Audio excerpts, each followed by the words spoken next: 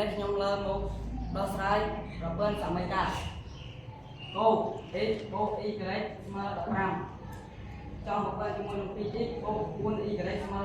40យើងតាមឲ្យលេខ1 2យក1 x បូក y ស្មើ15យើងទាញរក x ក៏បាន y ក៏បានយើងខ្ញុំទាញរក x ស្មើ15យកនៅកណ្ដាលបូក y មកក្នុងនេះបានដល់ y យើងយកដល់ចំនួនលេខ2តាម2 x 2x បូក 4y ស្មើ40 2x យើងទុកនៅកណ្ដាល x យើងជំនួសដោយ15ដក y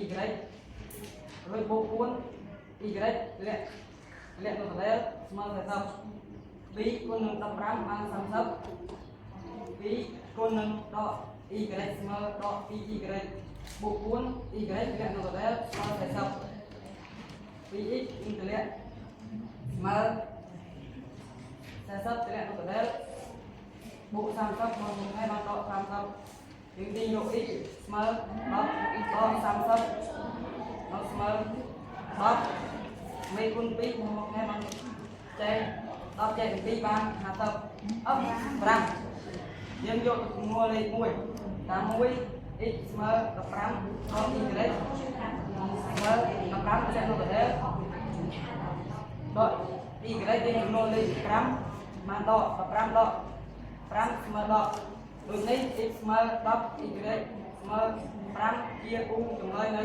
ប្រព័ន្ធសមីការការបកស្រាយរបស់ខ្ញុំត្រូវបានបញ្ចប់តួនាទីខ្ញុំត្រូវបានបញ្ចប់ខ្ញុំបានសញ្ញាឡើងមកបកស្រាយក្នុងខាង1វាប្រធានថា x ដល់ y ស្មើ4ចោលប្រព័ន្ធនឹង 2x ដល់បូកនឹង y ស្មើ2តាម1 2ជាមួយតាម1មកសមីការទី1គឺ x ដល់ y ស្មើ4នឹងឲ្យ x ក៏បាន y ក៏បានតែគឺយើងយក x ស្មើ4បូកនឹង y ជំនួសឲ្យ2ជំនួសឲ្យ2តាម2x បូក y ស្មើ2 2x ទូដដែល x យើងរៀនយកដែលយើងជំនួសធ្វើបាន4បូក y យើងបូក y យើងទុកនៅដដែលស្មើ2យើងដោះស្រាយសមីការយើងយក2គុណនឹង4ស្មើនឹង8ហើយបូកនឹង2បូក2គុណ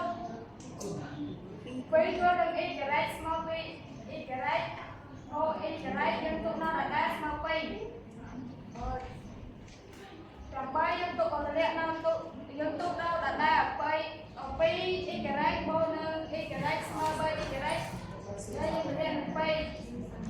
ទុកនៅដដែលហើយបើតាមអាញា2 3អ៊ីចរ៉ៃស្មើ2នេះដកនៅ8យើងរៀនយកអ៊ីចរ៉ៃស្មើ